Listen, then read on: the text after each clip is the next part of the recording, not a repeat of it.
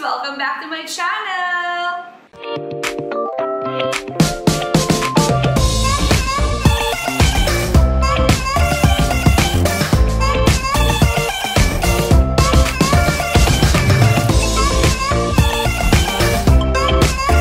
For today's episode, I'm just gonna give you some updates about my life as a mom of two. Oh yes, kakapanganak lang natin. I am 24 days postpartum. Eto, pagod, puyat.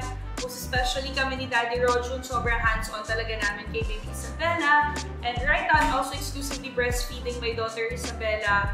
And kami ang night shift ni Daddy Rojun. Kaya naman talagang sobrang hard work talaga sa pag-aalaga ng baby. So anyway, gusto ko kayo bigyan ng brief background about my pregnancy journey. Kasi hindi na tayo masyado nakapagkamustahan, hindi na ako nakapag-update dito sa vlog. So anyway, alam nyo naman that I'm already 37 years old. So since I'm 37 years old already, medyo naging challenging po talaga yung second pregnancy ko. I had gestational diabetes, I had gestational hypertension, nagka-polyhydramnios din ako, and cardiac arrhythmia. So these are actually some of the complications with my second pregnancy. So it was hard. Sobrang hirap talaga mga mommies and daddies because I had to sacrifice a lot.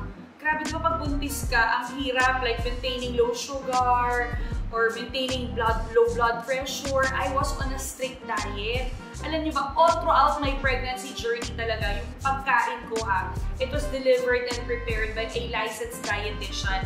So, imagine yung cravings ng buntis. Bawal! Oh my gosh, talaga, di ba? Ang hirap nun. So, ako kasi scheduled CS ako. So, scheduled cesarean delivery. So, since CS ako dahil nga pre-eclampsia ako kay Joaquin, so, CS na rin ako sa next baby. So, let's talk about naman work-life balance. Kasi, syempre, alam nyo naman, nung bago ako manganak, I was 39 weeks pregnant, no? I was still working. O, di ba, parang nakita yun sa social media. So, anyway, I was still working. Nag-host pa ako ng event. So, I hosted an event. Then, nag-segue na ako to the hospital for my scheduled CS delivery operation. So, a lot of people actually reacted.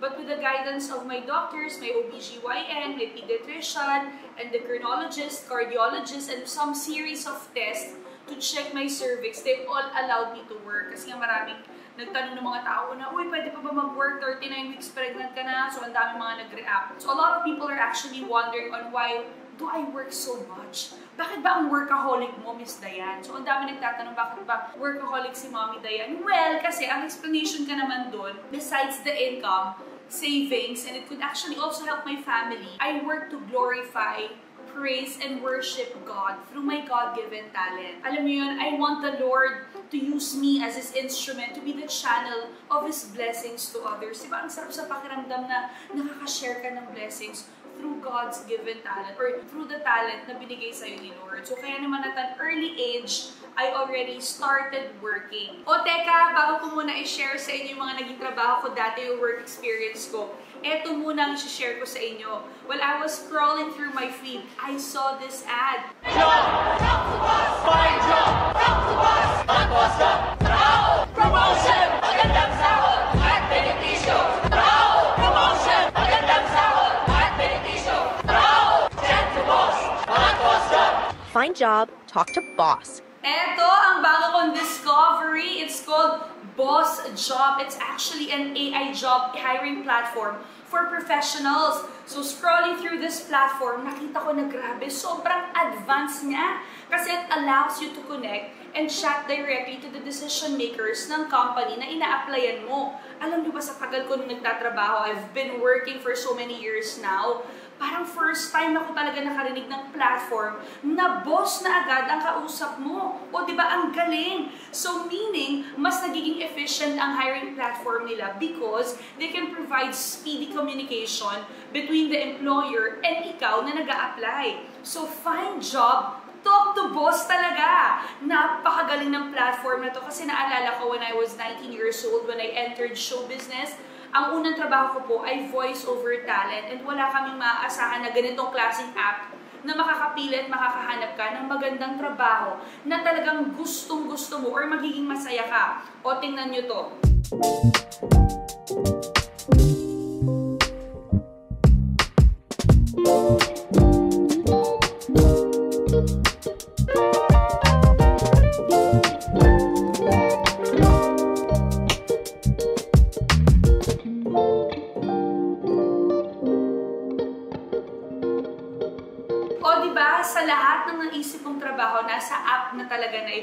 Dahil they have thousands of job openings, not just in the Philippines, but even from global companies. So, find job, talk to boss. So, another thing na na-amaze ako dito alam mo ba that they can actually create a professional resume for you through their AI resume builder. They will help you stand out sa mga competition mo. Kaya kung fresh graduate ka or never ka pa nakatry na mag-apply sa mga big companies, hindi mo na kailangan mag-alala because Boss Job will actually help you. They will make your life easier and so much better. So find job, talk to boss. Grabe, kahit hindi ako mag-apply, parang nabubudol ako ng app na to sa maraming pagagandang opportunities na pwede nilang ibigay. Grabe talaga tong app na to. Kung ako sa'yo, i-download mo na tong app at sigurado akong mahanap mo ang gusto mo at ang trabaho makakapagpasaya sa'yo. So going back sa kwento ko about my work journey or work experience, I started at the age of 19 years old when I entered show business,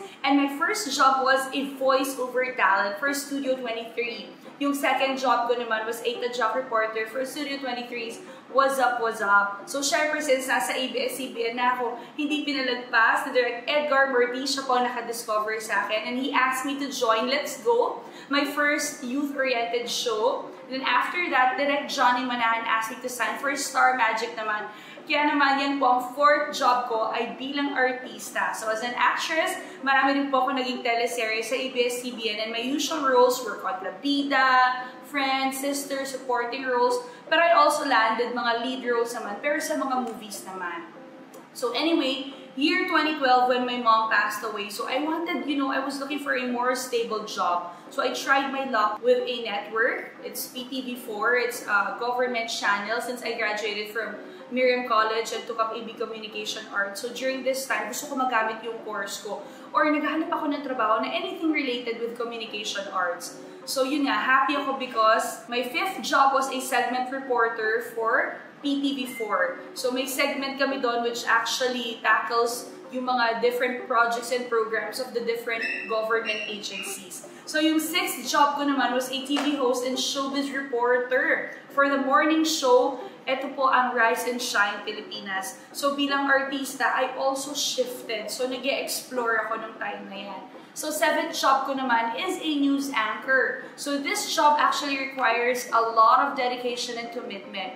So when the pandemic came, year 2020 po yan, I had to be more resourceful kasi syempre, di ba, nung time na yan, maraming shutdown, maraming nawalan ng trabaho. So yung eighth job ko was, of course, as a businesswoman. Aside from PTV4, I opened my own online shop called Diane Medina Shop. So I ventured into online or mga digital campaigns. Kaya naman ang ninth job ko is actually I'm the owner of my own Diane TV production. So here, it caters to both big and small brand campaigns, activation and launching. I also do supply artists and influencers for their events, projects, and campaigns. So I didn't stop exploring when I told myself that I can do more with my God-given talent. Kaya naman ang 10th job ko as events host or online host naman. So I'm doing events non-stop for different brands, lalo na nung pandemic. Ang 11th job ko naman, syempre nag-a-adapt tayo to the fast-paced and changing ways of online industry. So I'm also into live selling. So inaral ko na rin kung paano yung live selling.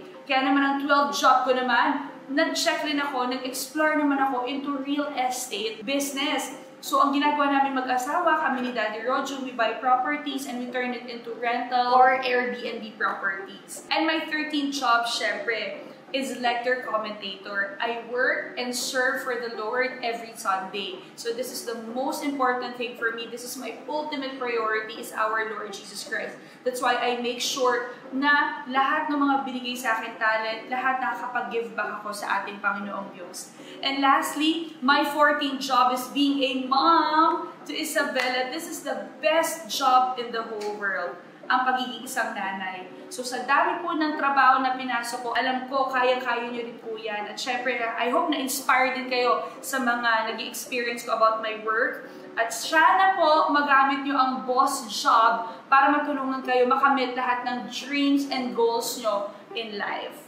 So basically, that's it. Yan po yung mga updates ko. bilang mom life, alam niyo naman sa ngayon, I just take care of my baby Isabella, kami ni Daddy Rojun. I exclusively breastfeed my daughter. Pinapaliguan siya araw-araw, inaalagaan, and that's the best thing talaga. Pinakamasarap na trabaho sa buong mundo ay pag-iisang nanay at walang makakatumbas na. So I hope you guys enjoyed our vlog for today sa mga updates sa buhay namin ni Daddy Rojun ngayon. May baby Isabella na kami. So there you go.